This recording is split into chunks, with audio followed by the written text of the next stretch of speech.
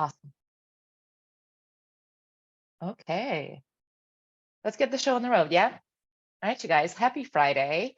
Welcome to the seminar on flexibility training. And I think that I've heard so many questions about it, and there's so many different ways of doing it. So my hope for today is to kind of clarify what is stretching, what are the different types of stretching, and then when should you do that specific type of stretching when you're in a workout, if it should be in the beginning, if it should be at the end, if it's yada, yada, yada. Yeah, so that's really the goal here today. So let me dive in. There is many different types of stretching. I'm actually going to tell you about 5 different ones. The last one is kind of like the self myofascial release, so it's not on there. There's 4 major types of stretching. There's probably a couple more, but these are the most popular ones. It's active stretching. We'll talk about what that is and how to do it. Passive stretching, dynamic stretching, and then PNF stretching. It stands for proprioceptive neuromuscular facilitation.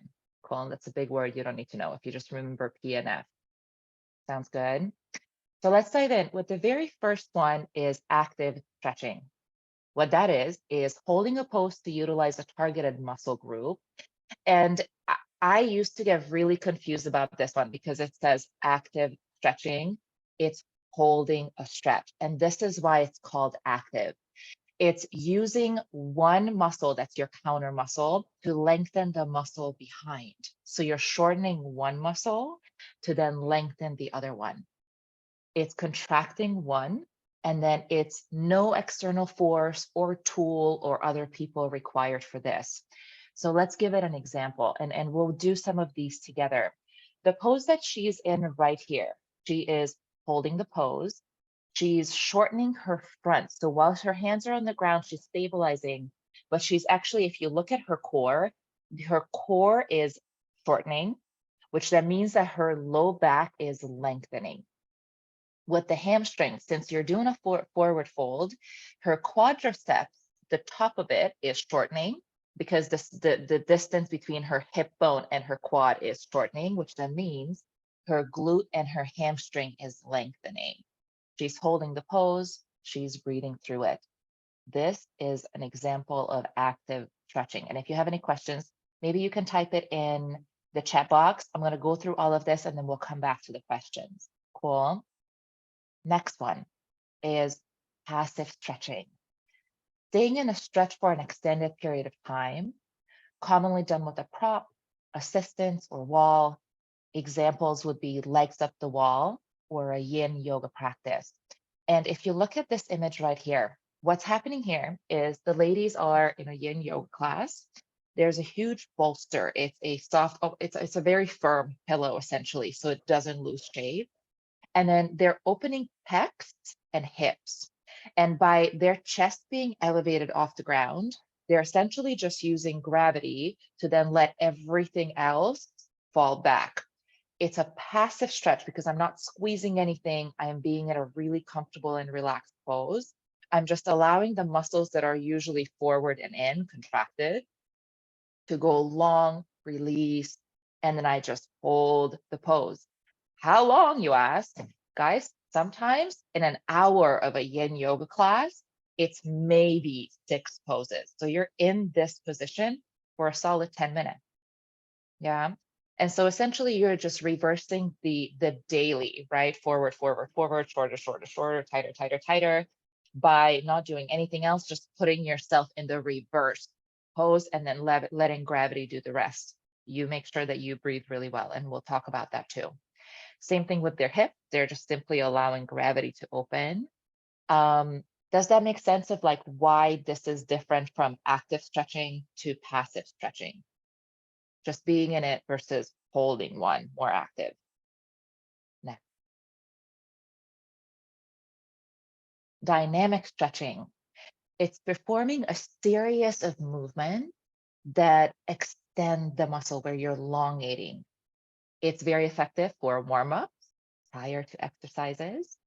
And we'll do a couple of these too, where you're mobilizing more of your joints and stuff too. So like arm circles, I'm lengthening and opening up through the muscle and joint. heel to toe walks where you're lifting your tiptoes, it lengthens your calves, and then you're lifting your heels, it lengthens the muscles in front of your shin. If you're a runner, those are really good stretches. Glute bridges off the ground, lifting and releasing. So you're moving through these. That's why it's dynamic movement, where you're opening your hip flexor because you're shorter to get your glutes to go, the longer you get your hips to go. And so a really good example of a dynamic stretch would be a yoga class because you're moving through a series of poses, and especially in a yoga flow, because there's many different yogas, a vinyasa class or a flow class, or in some studios, it's called a C2 is what you would want. And this is, like I said, a really good way to warm up. And I'll come back kind of to the beginning of which one you would want to use next. A PNF, again, proprioceptive neuromuscular facilitation. This is a technique that utilizes how to increase your range of motion, right? Of like, if you see the person laying on the ground, there's actually a scale, kind of like a half circle, that kind of measures like what is your range of flexibility. The person's leg that it is in right there is very open. Yeah, most people can't even get it to 90 degrees. So like a little lower is really where that muscle starts to get tight. But there's a range to that. And so you can kind of go through the scale to see, can I improve? Can I improve? Can I improve? And with this type of stretching, you actually get improvement quickly. You do need a person to help you with this. There's also tools, like we'll play with this with the yoga strap or towel that you have. It increases the muscular efficiency too, of like how long it can go and then how much it can contract. This is a really good stretch for those that want to increase their speed in running. Why? Because the longer your muscle is, if you start from really tight already, and then when you're running it naturally goes tighter, tighter, tighter, tighter, tighter, you're going to fatigue a whole lot faster versus if you have your muscles are already starting from pretty loose, then they have more room to go tighter, tighter, tighter, tighter, tighter. And then you can either go longer or simply just take larger strides, bigger distances. And we'll practice how this is done, but essentially it's kind of like a push and pull, a push and pull. So the trainer puts the client's leg up into their scale of 1 to 10, like a 6 or 7 of, wow, that's really tight. They communicate through this. And then once you have that position of, I don't want to go any further, the person who's getting the stretch pushes back against the hand. It's really active. So you're contracting the muscle in that elongated position, and that helps to go longer, longer, longer, longer, longer. And after like 4 or 5 times of practicing this, you actually get a big jump of how far your range is. It's really effective, really good stretch. And then the last one that I wanted to add in there, because we're going to do it today, it's SMR, self-myofascial release. And what this does is it lengthens soft tissue. So you have a muscle, yeah, and then you have skin on top of that. And then right in between those two, there's soft tissue. It's your connective tissue. And what starts to happen with that is if your muscles are getting really tight and there's not that much activity in there, then that soft tissue underneath there starts to get tighter and tighter and tighter and tighter and tighter. And that also affects your range of motion. So with self-myofascial release foam rolling that we're going to try today, it's like a love-hate relationship that I have with that, because when it's really tight, it can get really painful. Massage also falls into this category. And I know it's a little confusing because that would not be a self myofascial release, but it'd be like a deep tissue release or a sports massage where they're really digging in and getting that stuck tissue open. It does help with increasing circulation for sure, especially when you put pressure and release as you're rolling through. The way I kind of imagine of what's actually happening in the tissues, almost like if you have a garden hose and then you have free flowing water going through it, that would be your blood. And if you put like a little kink in the water hose, there's built up pressure that starts to happen there. And then when you let go, kind of cleans it out. Pressure, kind of cleans it out. So that's essentially what's happening to us with self-myofascial release and foam rolling. Any questions so far? I see a three things in here in the chat, so let's look at that. Okay, cool. No questions yet.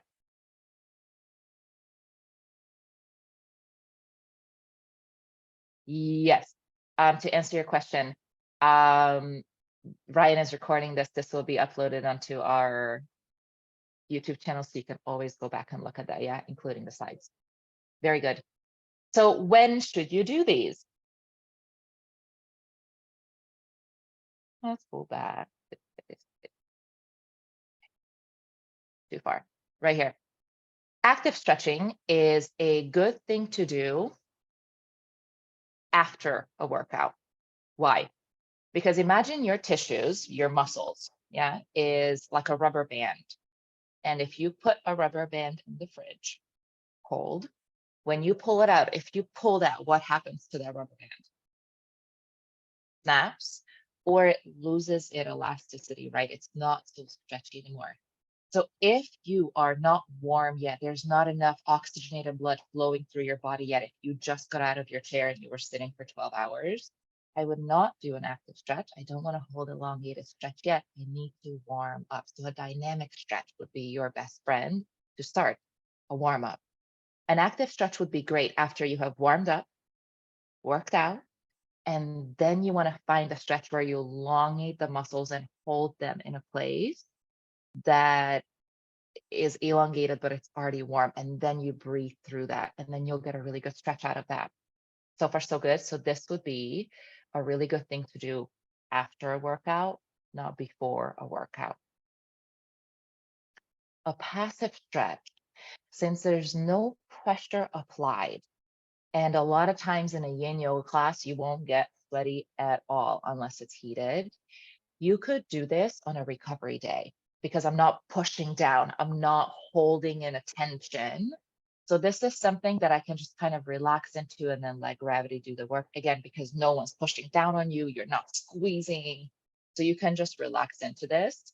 It takes a while and you want to be smart about it. This could be a recovery day. This could certainly be after a workout. Um, could you do this before a workout? Probably, but most of the time when you're holding stretches like this for a long time, your energy levels, you get a little sleepy, you get a little tired, you put your body into a recovery mode. So it's not likely that you'll mentally want to get into then a hard workout. For that reason, it'd be better after. Is it safe to do so? Yes, if there's no pressure applied.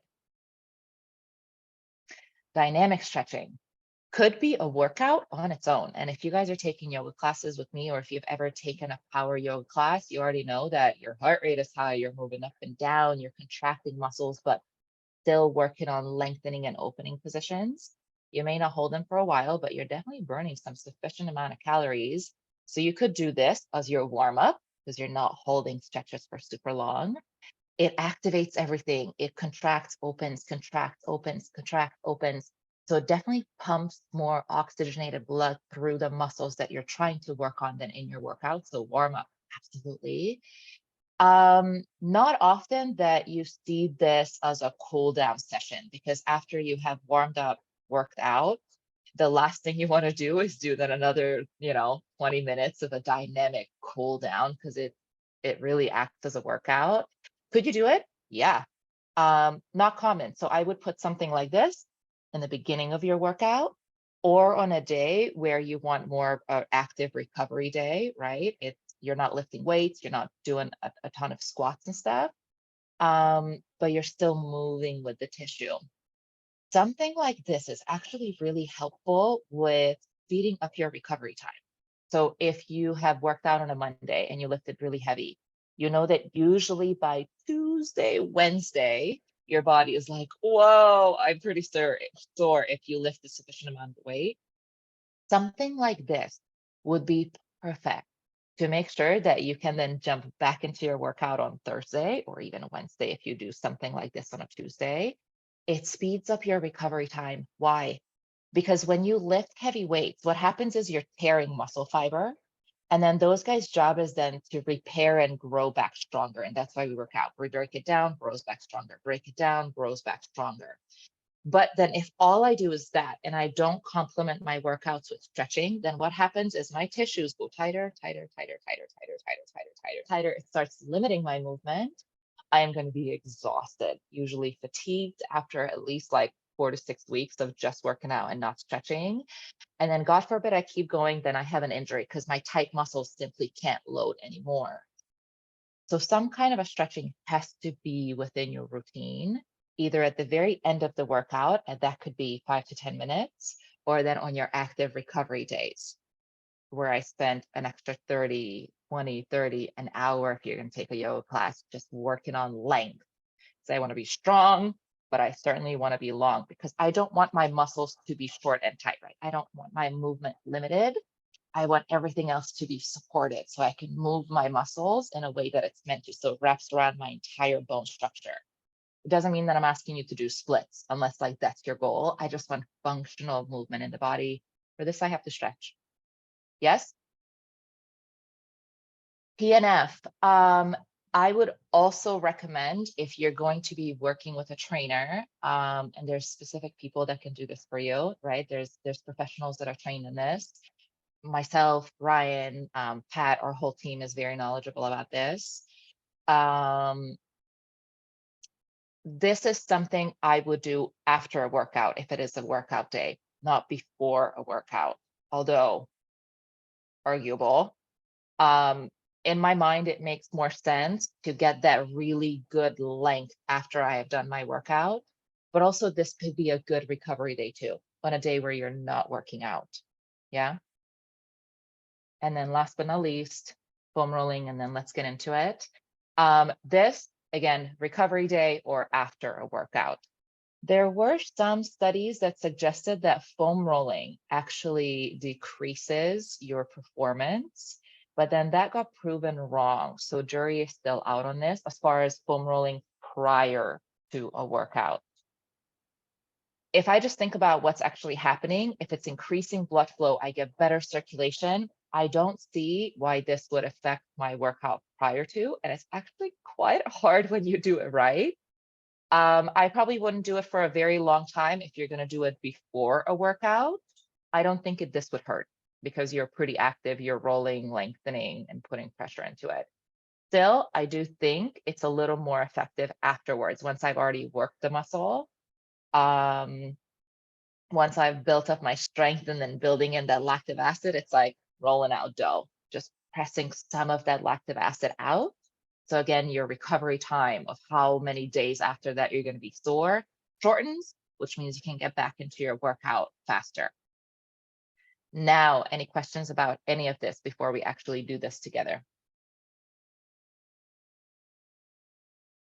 Okay, let's do it.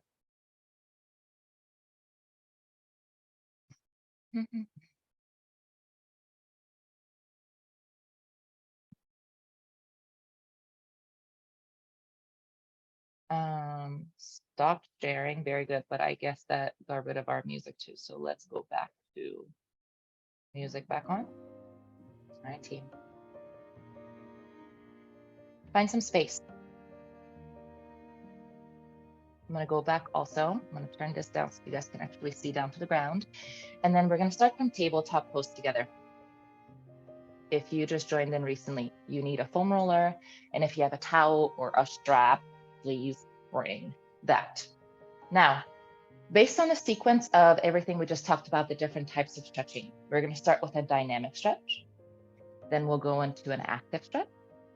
We'll go into a passive stretch. If you have a strap or foam roller, I'll show you just quickly what a PNF is like. And then you have a foam roller, and then we can foam roll too. Cool? Let's start in tabletop. Our hands and knees. Open your hands nice and wide, stack your shoulders on top of the wrist, and bring your hands aren't all the way out here. Pull it right under your shoulders, and then stack your hips right on top of your knees. Now, guys, when you are stretching, as far as your breathing goes, it's a yes and a yes. The question is why. And with stretching, what I want is for my nervous system to calm down. I want my tissues to relax so they can go longer instead of stressing out and tightening up, right? So it's nostril breathing, nose breath in and nose breath out. Start moving your spine. Inhale, drop your belly, lift your chest and point your tailbone so you create a nice curve in your back. This stretches your core, and believe it or not, when you sit a lot, your core, your belly gets really tight. That also alters your posture. And then on your exhale, you'll push round, tuck your tailbone, tuck your chin, open up the back of your spine. It's a moving stretch. This is dynamic. Inhale on the way up. Exhale on the way down. Inhale on the way up. Exhale on the way down. Inhale, bring your spine through center, and then reach your right arm all the way up to the ceiling. Rotate your spine open. Right fingertips, find your right shoulder pad. And then as you breathe in and out through your nose, start to find circles through your right shoulder. Again, dynamic as I'm breathing and moving, not holding on to my breath. When you draw circles, really good warm up, by the way, you start to loosen up the joint structure, reverse circles, and you start to lubricate the joint, meaning you're releasing synovial fluids in the joint, which then helps you cushion. So it's not bone to bone, but there is a film inside that absorbs the shock, especially if you're a runner. Ankle circles, hip circles, knee circles. Inhale your right hand back up high, twist, and then simple as that, switch. And then we're moving on to static. Inhale, left hand high. Exhale, fingertips to shoulder. And then start to roll the shoulder. Roll 3, breathe. Roll 2. Roll 1 and reverse. Roll back, roll 3. Roll 2. Roll 1. This is a dynamic stretch. Release your left hand on the ground. And then here we go. Inhale your right hand back up high to open. On your exhale, twist and release. We're going into a thread. Reach your right arm underneath the left. Release your shoulder and your ear and temple all the way down to the ground. If I just held this how it is, this would be a passive stretch. But we're going to make it an active stretch. And here's the difference. Your left hand that's in front of your nose, I'd like for you to press into the ground and push, push, push, and feel how your right side ribs, right under your arms, your lats are getting more length. Stay really active in the left hand as you're pushing. You're here for 3 deep breaths. 2 deep breaths.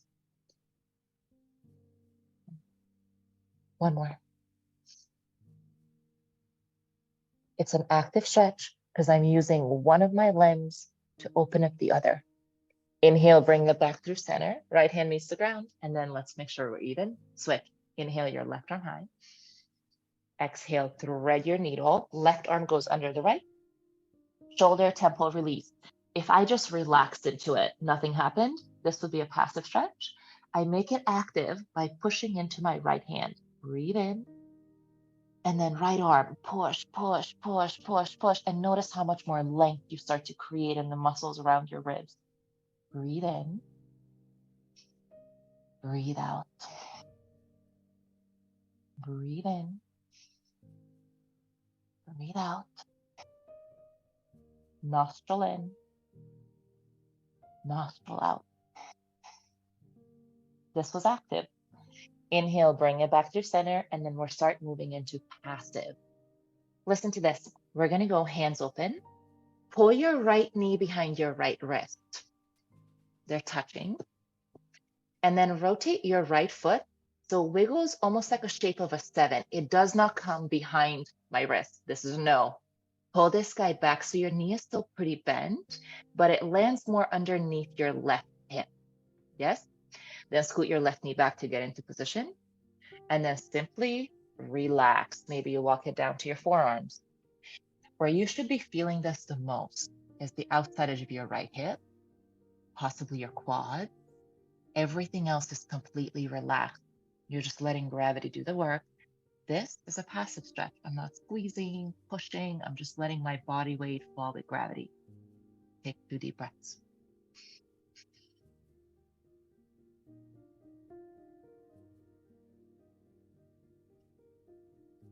After a hard workout, a passive stretch feels the best. I don't have any more energy to give, right? I just want my body and gravity to do what it does.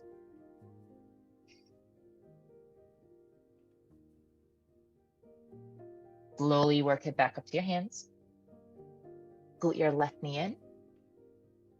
Right meets your left, and then switch, just to make sure we're even. Left knee comes behind your left wrist. Diagonally, wiggle your left foot under the right hip. And then walk your right knee back to create a little more space. Untuck your foot, relax both legs, work it down to your forearms, and then 2 deep breaths. Nostril in, nostril out. A stretch like this, if you have tightness in your low back, is a really, really good one to do. Breathe in, breathe out. Breathe in, breathe out. Okay, team. Slowly work it back up to your hand. Drive by, scoot your right knee in, and then left knee to your right. Find your yoga strap or towel if you have one. If you don't, you can substitute your hands because we're just going to give it as an example of what it is, yes? But this is PNF. What I'd like for you to do is if you have a strap or towel, hook your right foot in there and then send it up to the ceiling. And if you have tight back, your foot might be down here, and that's cool. Start to find on a scale of 1, not stretching, to 10, stretching a lot, find your 6 or 7, where you feel the tension starting to build in the hamstring, and you can semi-comfortably hold on to it on a scale of 1 to 10, 6 or 7. When you have it, take a deep breath in, and then imagine like you want to push that foot in the strap down and away, like I want to press it down. I'm going to use my muscles to do so.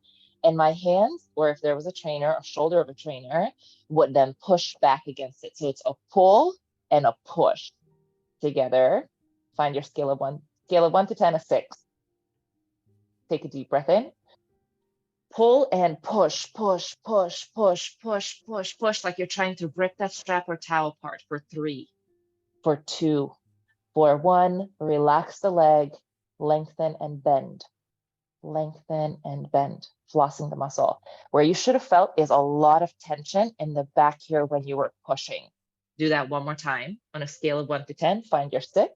And notice if even after just 1, it's a little looser than what it was. It happens quick. Take a deep breath in. On your exhale, right leg, push, push, push, push, push, push, push for 3, 2, 1. Relax, lengthen and bend. And then now look for your 6 or 7. Are you amazed that it's at least a little bit closer?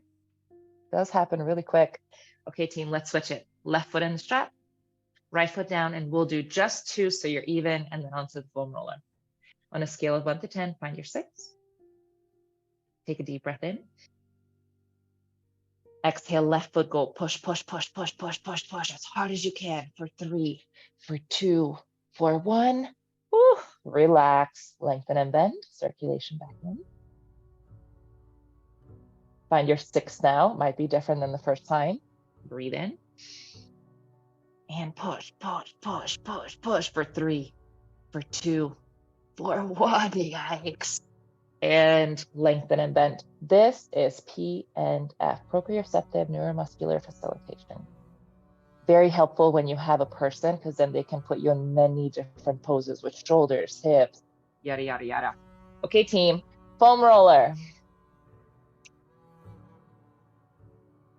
Self myofascia release. Come to your knees, and then the rule with the foam roller is always tissue, never joint, never bone. So I'm going to go from right above my kneecap, where it's already tissue, to right below my hip bone, where it's tendon and tissue, never on the bone. Put your quads onto the foam roller and then come down to your forearms.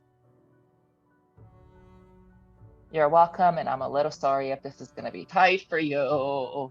Roll, push with your elbows to roll up towards your hip, and then pull with your elbows to get the foam roller down right above your knees.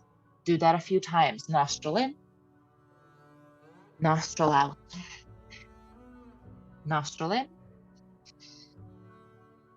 nostril out. Yikes. Nostril in, nostril out. Now, your quads are called quads because there's 4 of them. There's 2 at the top, 1 towards the outside, 1 towards the inside. I'd like for you to find the middle of your quads. You're right in between the bones. And then guys, slowly start to bend your knees. Don't hold your breath. If you're not breathing, this is going to be very painful for you.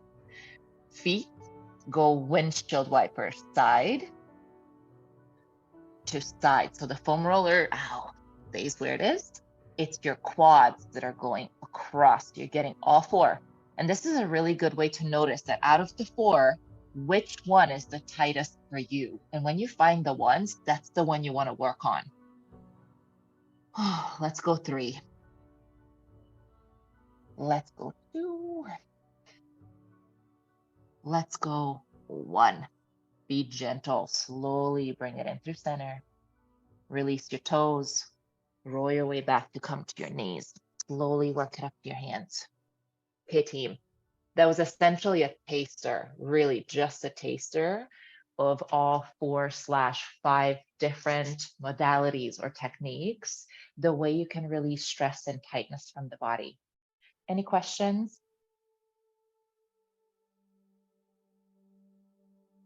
Helpful?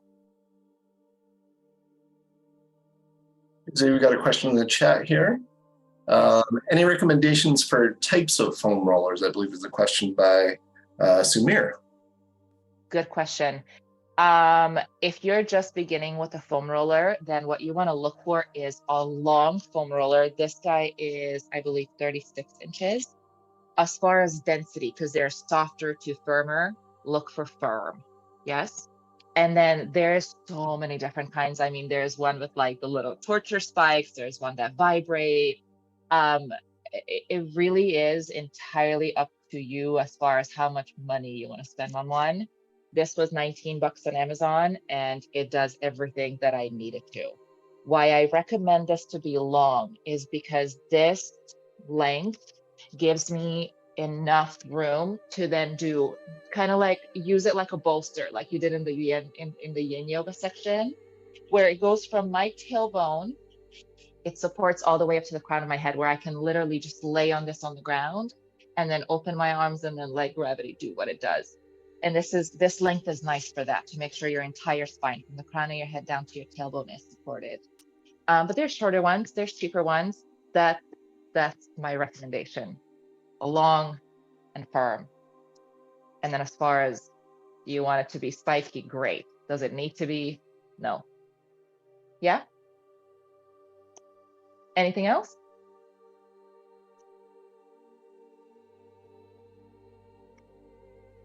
I use the trigger. That was perfect. I like it. Awesome. Very good. All right, you guys. Thank you so much for tuning in. Tenju's question, can we send the link for past sessions? Guys, if you go onto if you look in the emails that get sent out every Monday morning, the YouTube link is in there, and there's so many recordings. There's a specific section there under playlist that has every single Fitness Friday video we have ever recorded. It all gets uploaded there. Compliments of Ryan. Thank you for doing that. But then there's also like previously recorded classes. So if you're traveling and you're like, hey, I can't make it to a class, or I just need like a real quick pick me up, there's so many workouts in there that you could literally do from your hotel room. That's like a 20-30 minute session. So if you haven't found that fitness channel yet, look into the Monday emails, because the links are in there. Click on that, subscribe to it, and then you'll see all of the workouts, from foam rolling, stretching, working out, full body, HIIT, weight training. It's all in there. Thank you for doing that. Ryan just posted the chat. There you go. Yep, there's our YouTube channel. Thanks again. Cool. Thank you. All right, you guys, I'm going to jump because I'm going to get a cup of water. And then if you're joining me for yoga class, starts at 12:15, tune back into the same place. Otherwise, we shall continue, and we'll see you next time. Have a wonderful weekend. Great job, Z. Thanks.